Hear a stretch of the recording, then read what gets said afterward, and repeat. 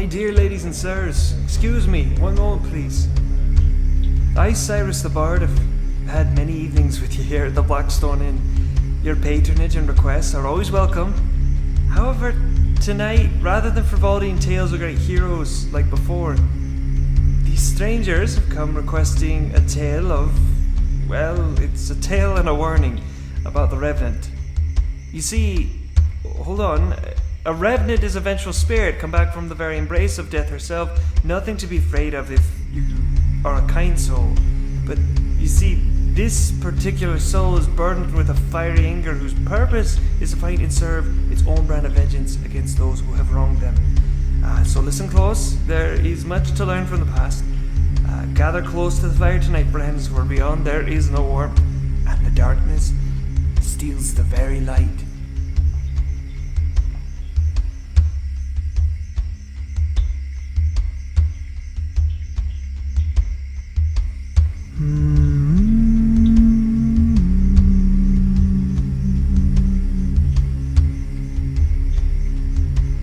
My hands are cold,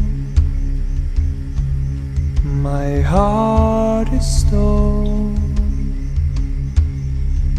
How do I live? He took my life, my wife, and all I've ever known. I see the man in black. Why is he free? Do I haunt him, or does he haunt me? For all that I am, I have no home. For I am Revenant, and Revenant means alone. The night will come, I'll bide my time. He'll fall asleep, and his fire will burn one last time. His life is mine, the dead repay. I'll find her grave, and by her I will stay until I've gone. I'll have no home, for I am Revenant. I must always be alone.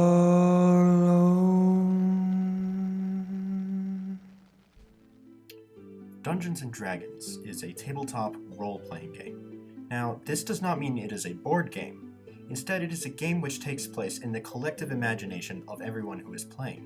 It is basically a choose-your-own adventure where the DM or Dungeon Master creates a whole world and tells a story, and you, the player, make decisions throughout the story which may affect later outcomes in the future. In terms of a source for creativity, Dungeons & Dragons has no limits to what can be created, which is why so many different forms of media may mention it or take ideas from it. Take the alignment system, for example: lawful, good, neutral, chaotic, and evil. Many people, even outside of this tabletop RPG, use the alignment system because it accurately explains how morality is not so cut and dry and is actually a spectrum. So, without further ado, let's get into the interviews. Before we go, I just want to see what I roll. Oh, that's a 5, that's not very good.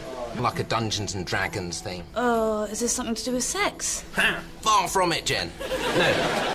So the question was, when D&D is mentioned, what's the first thing that comes to mind? Okay, usually that pops up do you play D&D? Yes, I do. Are you a DM? Yes. The monster manual, the cover of it. Chaos. Dragons. Loser. Talking with people, explaining what D&D is like, because I come from a background where like I played D&D for a while and I know what it's like, but people who usually bring up D&D are more the type that are curious about it. They've never played it, but they really want to know what it's like.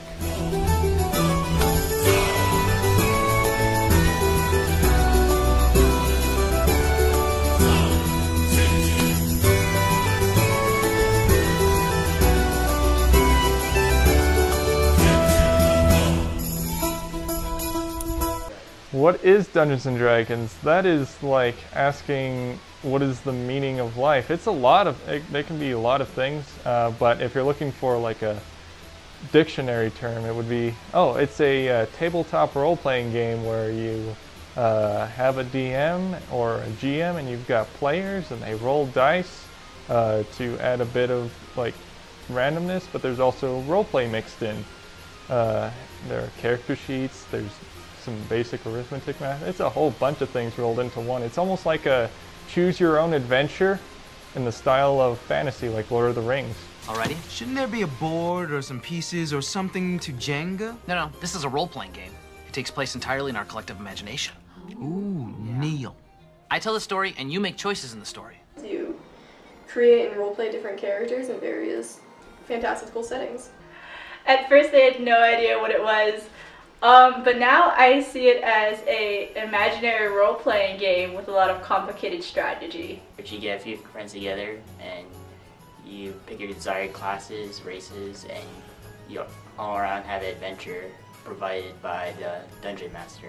You roll dice and you fight things and you go on quests and you hopefully slay monsters, and you get into mischief with your party and things tend to go horribly wrong no matter how hard you try to avoid them going wrong.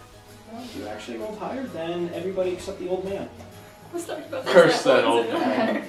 Okay, well, I'm kind of afraid of the old man. The old man just pulls out his flask and proceeds to just take a long drink.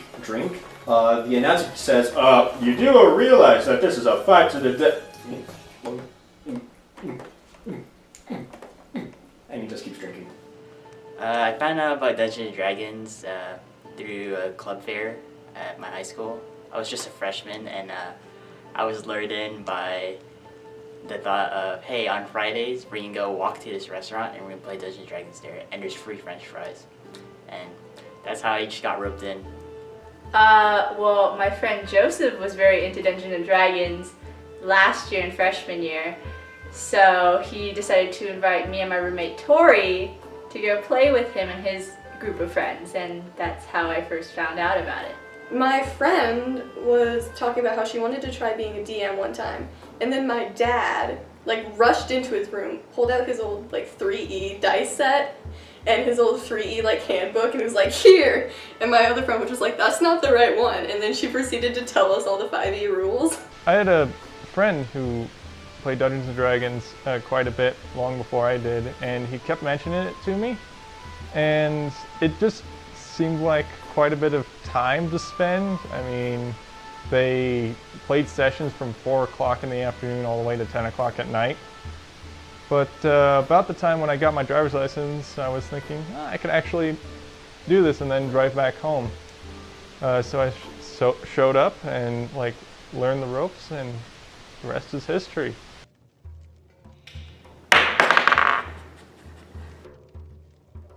Satanism in D&D, that actually goes back to the 1980s. Yes, the Catholic Church hated D&D for a long time. Yeah, it's kind of interesting, anything that has to do with demons or vampires or anything. I think it's hilarious, and I still laugh about it every now and then when I remember it because it's really funny. There are multiple cases, but the prime case is a missing persons case in Oklahoma. And there was a private investigator hired by the family to see what happened. And I don't know what was going on, but somehow it got linked to D&D. And then the media really blew it up. And since D&D was the biggest mention, it became the biggest focus because it was so seen before. It was like a bunch of basically nerds in basements around the country playing it, and it wasn't really paid much attention to. But as soon as it gets tied to some sort of mystery or crime, it stirs a lot because there's like a big natural fear of the unknown, and then it can get really blown out of proportion as people. It's almost like a conspiracy theory where people just keep building and building.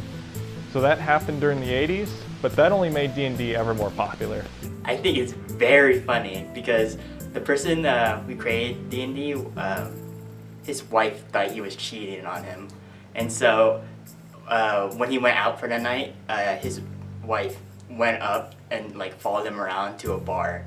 And like as she like opened the bar thinking she was cheating on him, they stumble upon like him and his few other friends just around the table with like pieces of paper and pencils, and they're like, "What are you doing here?"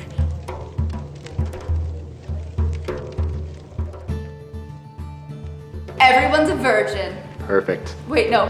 Nerd. Virgins.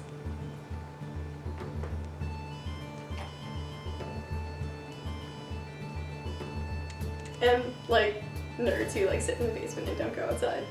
Losers. This is like the third time you mentioned losers. No question about it, like natural 20.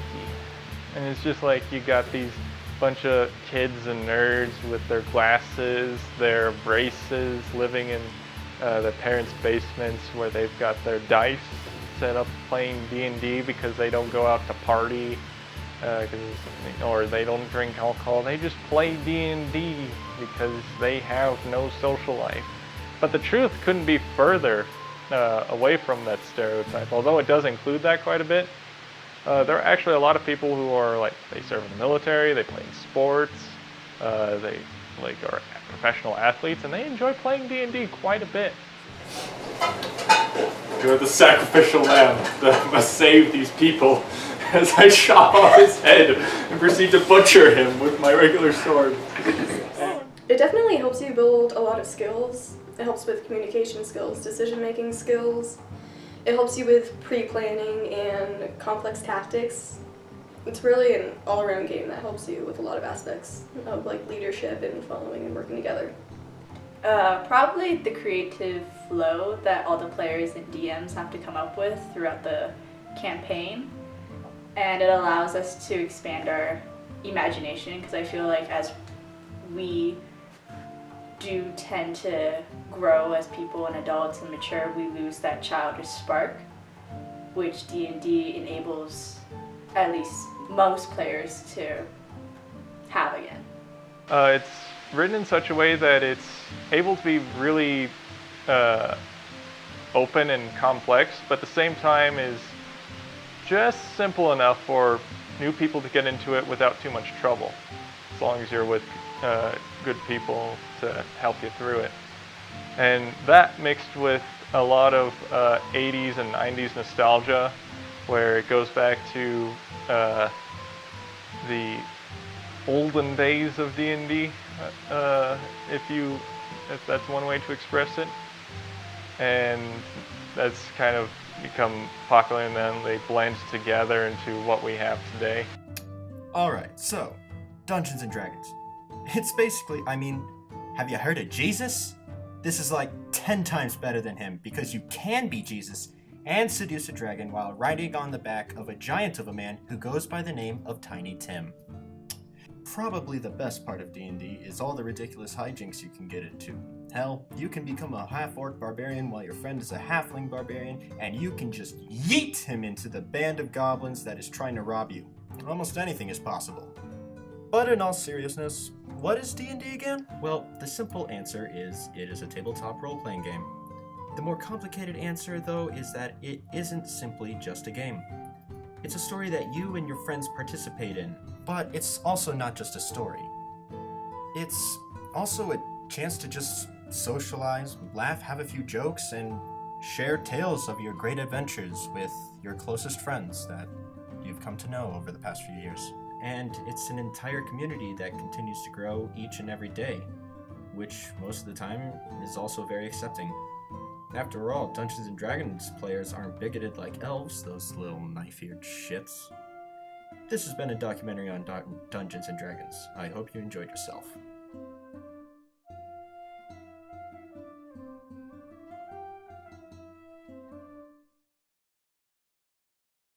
Yes, I can show you the alphabet. I will write it out. Okay. And do you know how to spell your name? Okay. It's very easy. You have 4 letters in your name. How many? But there are 2 of the same letter. How so many? You really only have 3 letters in your name. But I'm not so hot on the numbers. Okay, well, we won't talk about numbers. Okay, what's the first letter of the alphabet? This you know. G. That's the first letter of your name. Oh, it is? Yes, It doesn't but that's stop not at the that? first letter of the alphabet. You've said it before. Hey.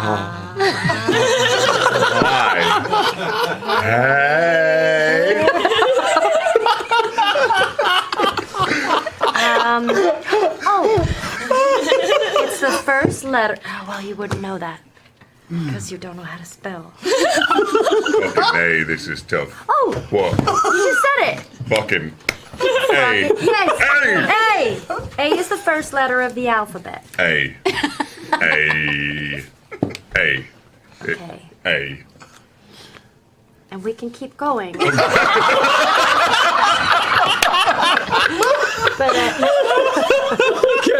Okay. For the purposes of narrative here, you spend the next few hours with Pike in your room, beginning to learn elements of the alphabet of common. You go through enough of it where you pick up some of it, and as the potion fades, so does the memory of the lesson. Yeah, it's just flowers for Groggernod. but it wouldn't have mattered because common alphabet and giant runics are totally different things. Yeah, totally. I just wanted to know something. Oh, you couldn't. I'm so... Did I at least teach him how to spell his name? Yeah, you couldn't give him his name, man. Yeah, Make an intelligence check, Grog. The next morning when you wake up. Do I still have... No, it wore off, right? I don't have advantage. No, before you can do it. You can do it, Grog. Roll a natural 20. I'll say as you feel the potion fading from you. I burp and I get a little bubble. Sure, go ahead and roll intelligence check. Oh, that's even worse. Oh, -2. Fuck. Well. Wait. I'm gonna. Oh no, I can't do that. 12. Okay. You get grr, and that's where it ends. My cursive is sweet. Okay. Grr. I'm so tired. I've learned like all of these, but I'm really sleepy. We'll keep working on it. I'm not so well, but yeah. We'll keep working on it. Keep working. Good night. Good night, Thank Grog. you, Pike. You sleep so well, okay? Smash cut to a year later is going, see, Kev-Tack, run. Oh, that's so cute. Mighty Nine, I want you to kick some fucking ass.